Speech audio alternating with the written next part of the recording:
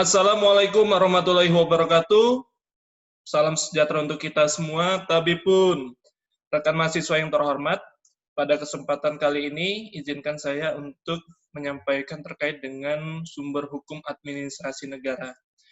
Apabila kita mencoba mendalami apa sih yang dimaksud dengan sumber hukum administrasi negara, maka wajib bagi kita untuk memahami apa yang dimaksud dengan sumber hukum. Sumber hukum itu berasal dari kosakata sumber dan hukum, yang mana bila digabungkan, maka akan memberikan makna segala apa saja yang dapat menimbulkan aturan-aturan yang mempunyai kekuatan hukum.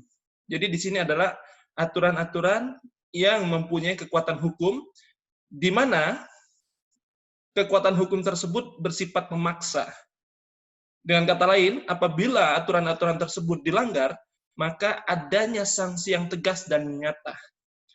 Oleh karena itu, dapat dikatakan bahwa sumber hukum adalah segala sesuatu yang dapat menimbulkan aturan-aturan yang mempunyai kekuatan hukum yang bersifat memaksa. Apabila dilanggar, maka akan dikenakan sanksi. Selanjutnya, seorang sarjana hukum, Prof. Sudikno Mertokusumo, pernah menyampaikan bahwa yang dimaksud dengan sumber hukum memiliki berbagai macam arti. Di antaranya, bahwa sumber hukum itu dapat dikatakan sebagai azas hukum, di mana hukum apabila mendapatkan makna sebagai sumber hukum, maka dia akan mempunyai arti sebagai permulaan hukum. Dengan kata lain, sumber hukum itu dapat dikatakan sebagai permulaan lahirnya suatu hukum. Atau apabila sumber hukum itu diartikan sebagai menunjukkan hukum yang terdahulu, sehingga akan memberikan bahan-bahan pada hukum yang berlaku sekarang. Sebagai contoh, hukum yang berlaku di negara-negara Eropa kontinental secara sejarah itu berasal dari hukum Romawi yang bersifat tertulis dan terkodifikasi. Dengan kata lain, ketika hukum-hukum di benua Eropa diberlakukan, yang banyak mengadopsi aturan-aturan hukum ala Yunani dan Romawi, maka sistem hukum yang digunakan oleh bangsa Eropa itu sebagian besar menggunakan sistem hukum tertulis dan terkodifikasi. Maka banyak di negara-negara Eropa itu sumber hukum utamanya dalam bentuk undang-undang. Terus sumber hukum dapat juga dikatakan sebagai sumber berlakunya, di mana sumber hukum itu memberikan kekuatan untuk diberlakukan secara formal kepada suatu peraturan hukum. Dengan kata lain, sumber hukum itu akan menjadi kekuatan secara formal bagi penerapan suatu peraturan hukum. Atau ya, sumber hukum dapat juga dikatakan sebagai sumber dari mana kita dapat mengenal suatu hukum. Sebagai konteks, misalnya dalam beragama, tentu sumber hukum kita adalah kitab suci. Yang beragama Islam dengan Al-Quran dan Al-Hadisnya, ya, sedangkan agama-agama lain menggunakan kitab suci lainnya, sesuai dengan agama dan kepercayaannya. Atau ya, sumber hukum ini dikatakan sebagai sumber terjadinya hukum, di mana sumber hukum itu identik dengan segala sesuatu yang dapat menimbulkan hukum. Oleh karena itu, ketika kita berbicara tentang sumber hukum dalam hukum administrasi negara, maka sumber hukum ini dapat dibagi menjadi dua, yakni sumber hukum dalam arti material dan sumber hukum dalam arti formil. Dalam konteks hukum administrasi negara, sumber hukum dalam arti material ini adalah sumber hukum yang banyak mendapatkan pengaruh-pengaruh dari beberapa faktor. Salah satunya, sumber hukum dalam arti material ini sangat dipengaruhi oleh faktor masyarakat dalam proses pembentukan hukum. Dengan kata lain, faktor masyarakat yang mempengaruhi pembentukan hukum. Ketika kita berbicara tentang masyarakatnya sebagian besar memiliki interaksi ekonomi, maka sumber hukum tersebut akan mempengaruhi pembentukan hukum di dalam masyarakat tersebut. Di antaranya lahirlah ya aturan-aturan hukum terkait dengan bidang ekonomi. Nah, ketika sudah berbicara tentang aturan-aturan yang bersifat ekonomi, maka sesungguhnya di sini faktor-faktor masyarakat tersebut telah mempengaruhi pembentukan hukum. Selain itu juga sumber hukum material ini dapat dipengaruhi oleh materi atau isi dari suatu aturan. Faktor yang kedua yang disebut dengan isi dapat mempengaruhi sumber hukum dilihat dari mana materi tersebut diambil. Ketika kita berbicara tentang bahwa materi tersebut berasal dari nilai-nilai ketuhanan, maka bisa dipastikan aturan-aturan hukum yang terbentuk itu merupakan implementasi dari suatu kitab suci. Di mana kitab suci merupakan pengimplementasian dari kehendak Tuhan di muka bumi. Ketika kita berbicara tentang isinya, berbicara tentang persoalan terorisme di dalam suatu masyarakat, maka bisa dipastikan aturan-aturan yang dibentuk itu akan berkaitan dengan bagaimana upaya mencegah, bagaimana upaya melakukan penindakan terhadap tindakan terorisme tadi. Selanjutnya, sumber hukum dalam arti material juga dipengaruhi oleh faktor yang membantu pembentukan hukum tersebut. Ketika yang membantu proses pembentukan hukum tersebut memiliki pemikiran yang progresif, maka bisa dipastikan hukum yang akan dihasilkan itu akan melahirkan aturan-aturan yang progresif. Sedangkan apabila hukum tersebut dibuat oleh pihak-pihak yang bersifat otoriter, maka bisa dipastikan produk hukum yang akan dilahirkan akan syarat dengan kepentingan-kepentingan pihak elit belaka. Oleh karena itu, maka dalam sumber hukum material ini bisa dilihat dari jenis-jenisnya. Pertama, sumber hukum dalam arti material ini bisa dilihat dari perspektif historis, di mana sumber hukum ini dilihat dari sudut sejarah, mulai dari tempat menemukannya, ya, sampai dengan latar belakang lahirnya suatu hukum tersebut. Nah, ketika kita berbicara tentang sumber hukum historis, maka sejarah hukum tersebut akan menjadi syarat mutlak untuk mempelajarinya. Karena kenapa? Karena erat kaitannya antara hukum yang dibentuk dengan sejarah. Sebagai contoh, Indonesia secara sejarah itu menggunakan sistem hukum tidak tertulis sebelum bangsa Belanda datang dan menjajah Indonesia. Ketika bangsa Belanda datang ke Indonesia dan menjajah Indonesia, sistem hukum kita dirubah dari sistem hukum tidak tertulis menjadi sistem hukum tertulis. Yang mana sistem hukum tertulis ini telah diberlakukan di negara Belanda. Berdasarkan azas konkordansi, sistem hukum di negara Belanda diterapkan di Indonesia dan wajib diberlakukan oleh bangsa Indonesia pada saat itu.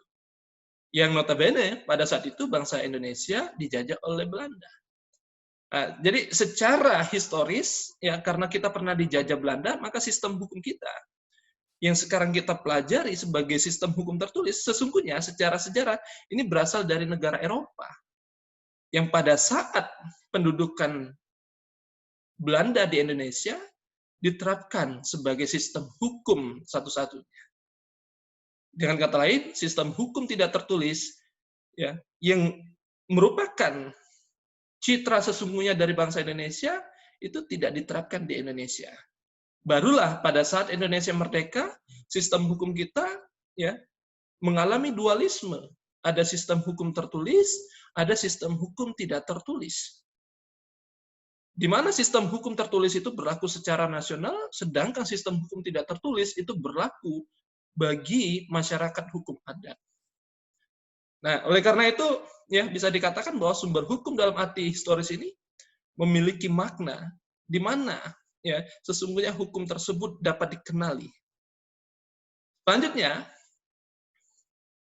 bila dilihat dari sudut historis, maka bisa dikatakan bahwa sumber hukum ini melihat di mana pembuatan undang-undang tersebut mengambil bahan dalam pembentukan peraturan perundang-undangannya.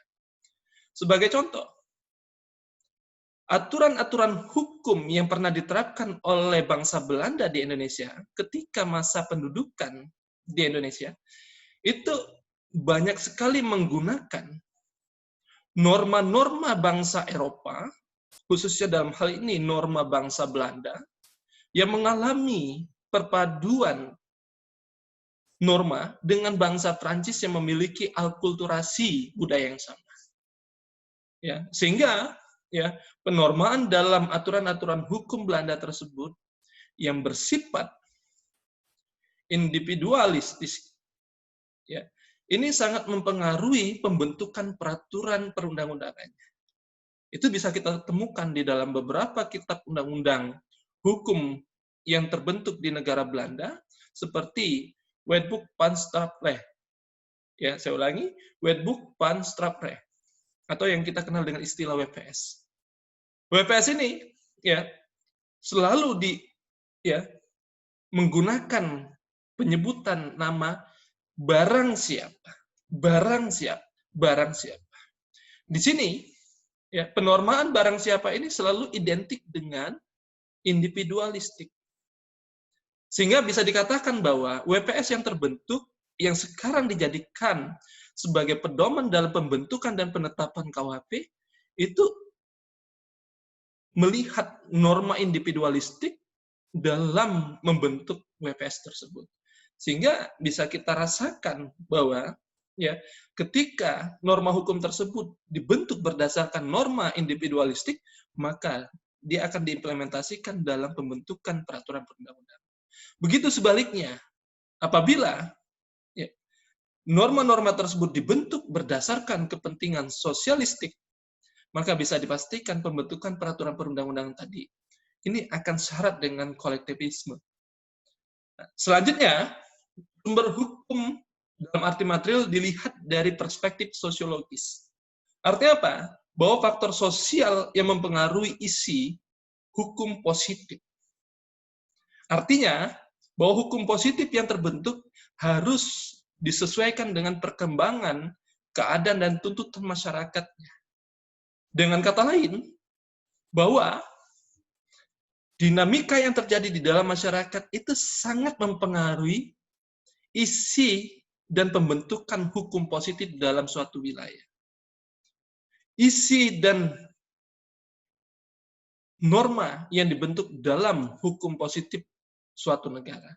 Oleh karena itu, maka dalam perspektif sumber hukum dalam arti material, dalam perspektif sosiologis, itu selalu mengedepankan isi hukum berdasarkan dinamika yang terjadi di dalam masyarakat, perkembangan hukum di dalam masyarakat. Inilah ya sumber hukum dalam arti material apabila dilihat dari perspektif sosiologis. Yang ketiga, sumber hukum dalam arti material dilihat dari sudut filosofis, di mana pembentukan hukum itu selalu memiliki tujuan yang pertama, bagaimana sumber hukum tersebut dapat menciptakan rasa yang adil. Dengan kata lain, bahwa seluruh isi hukum tersebut harus mencerminkan nilai-nilai adil. Nah, ini tujuan dari hukum. Terus yang kedua, bagaimana sumber hukum itu dapat memastikan pihak-pihak untuk mentaati kewajiban terhadap hukum. Dengan kata lain, di sini ya ada nilai-nilai kepastian yang dikedepankan dalam pembentukan suatu hukum. Jadi, apabila kita coba tarik kesimpulan dalam sumber hukum filosofis ini, maka sesungguhnya ketika kita berbicara tentang sumber hukum dalam arti material dilihat dari perspektif filosofis, maka sumber hukum ini akan mengedepankan dua nilai. Yang pertama, bagaimana sumber hukum tersebut memiliki isi hukum yang dapat memenuhi rasa keadilan. Yang kedua, bagaimana sumber hukum tersebut dapat memastikan setiap pihak mentaati kewajiban terhadap hukum. Nah, demikian ya yang bisa saya sampaikan terkait dengan sumber hukum dalam arti material. Di mana sumber hukum dalam arti material ini, seperti yang saya sampaikan di awal, itu sangat dipengaruhi oleh beberapa faktor. Ya, mulai dari faktor pihak-pihak yang membentuk hukum tersebut, mulai dari isi apa yang digunakan dalam pembentukan hukum tersebut, bahkan siapa-siapa ya yang membantu proses pembentukan hukum tersebut, sehingga melahirkanlah jenis-jenis sumber hukum dalam arti material. Yang pertama tadi, seperti yang saya sampaikan, ada sumber hukum dalam arti historis, dilihat dari sudut perspektif sejarah, mulai dari di mana ditemukannya hukum tersebut, sampai dengan apa saja isi dari hukum tersebut. Ya. Dan dilihat dari materi muatannya. Yang kedua, sumber hukum dalam arti sosiologis. Bahwa hukum tersebut dilihat dari dinamika perkembangan hukum masyarakatnya. Inilah yang mempengaruhi terbentuknya hukum. Yang ketiga, sumber hukum dalam arti filosofis. Bahwa hukum tersebut mengedepankan nilai-nilai adil sekaligus nilai-nilai kepastian hukum. Di mana dengan nilai kepastian hukum itu orang akan mentaati kewajiban terhadap hukum tersebut. Mungkin itu dulu yang bisa saya sampaikan terkait dengan sumber hukum dalam arti material. Dalam sesi selanjutnya saya akan menyampaikan sumber hukum dalam arti formil. Mungkin itu dulu. Terima kasih atas waktunya. Saya Ri. Assalamualaikum warahmatullahi wabarakatuh. Salam sejahtera untuk kita semua. Tabipun.